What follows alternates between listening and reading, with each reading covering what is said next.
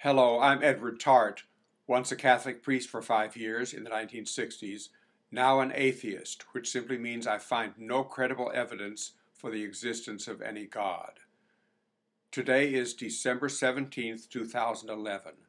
This past week, renowned atheist author Christopher Hitchens died after a battle with esophageal cancer. In my few years so far as an atheist, Christopher Hitchens has been a formative influence on me. I have watched and listened to him in many YouTube videos. He died at MD Anderson Cancer Center in Houston, the same place that I went for treatment of my abdominal cancer. Last September, a surgical team removed my cancer at MD Anderson. During the 10 days that I was in MD Anderson Hospital recovering, I uploaded and read in its entirety on my iPad Christopher Hitchens' book, God is Not Great. It is an awesome book. Months earlier on YouTube, one of the ideas that Hitchens set forth in some of his talks really grabbed me, and I used that idea in one of my religion videos entitled Hidden God. I would not have made that video had it not been for Christopher Hitchens, and so in his memory I am revisiting that video of mine, and I sincerely invite you to join with me now in listening to its main points. This 5-minute video spans tens of thousands of years. I am addressing this video to anyone who will listen, but I am specifically speaking to religious believers who believe in the biblical God, all-knowing, all-powerful, creator of all things. I do not believe in your God or in any God. However, in order to communicate with you, I will do what all non-believers must do. I will refer to your God.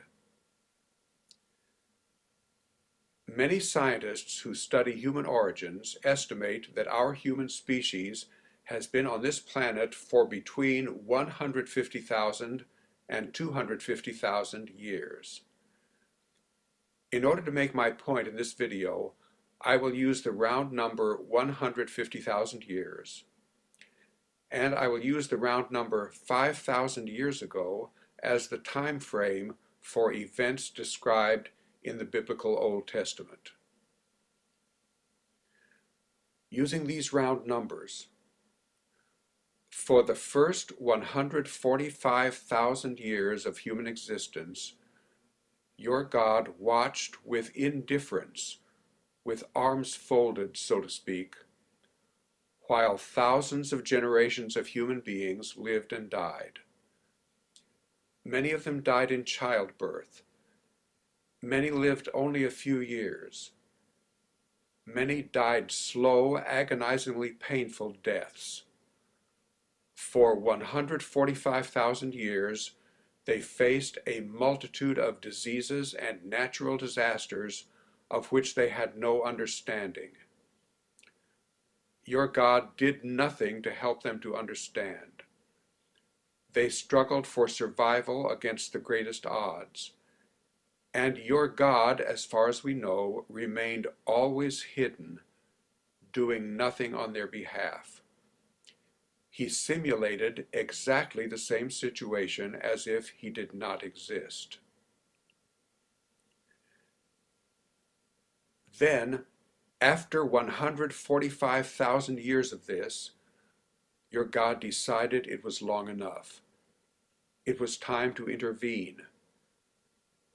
Your God chose to intervene in a remote, isolated, underdeveloped part of the world, the Middle East, where accurate documentation of his intervention would not occur, and in fact did not occur.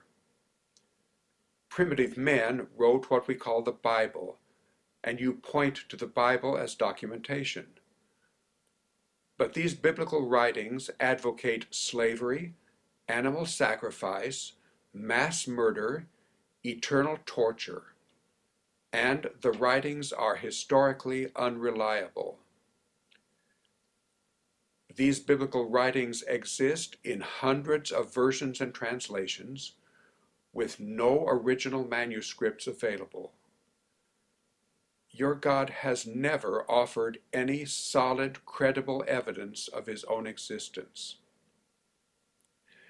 Given that his message to us is very important, your God was obliged and is obliged to transmit his message to us clearly and unambiguously. He is obliged not to hide himself from us. But his unclear, ambiguous, often contradictory messages cause endless controversy and conflict every day all over the world. And every day we have dreadful diseases, natural disasters, horrible birth defects, famine and starvation, mental illness. And through all this, your God remains always hidden. You say your God has a plan. His plan remains always hidden. Suppose that you pray, "Dear God, please appear to us. Please communicate with us clearly and unambiguously." I know what will happen as a result of this prayer, and I think you know also. Nothing will happen. Your God will continue to simulate exactly the same situation as if he did not exist. For me and others who base our view of reality on evidence and rational thought, what I have said in this video is strong circumstantial evidence that in fact your God does not exist. This has been my tribute in memory of Christopher Hitchens. Thank you for watching and listening.